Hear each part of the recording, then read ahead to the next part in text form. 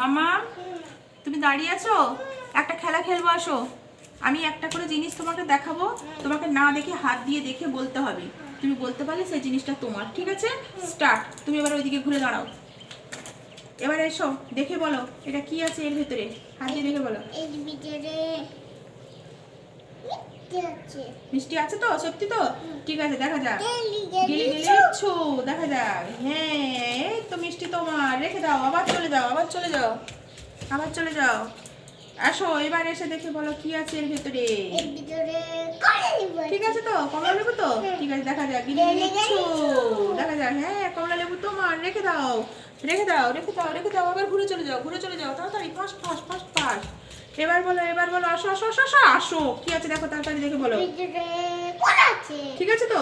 চলো চলো, দেখা যাক, দেখা যাক। হ্যাঁ, কুল তোমার। রেখে দাও। এবার মাম্মাম জিতে গেছে, সব ঠিক বল।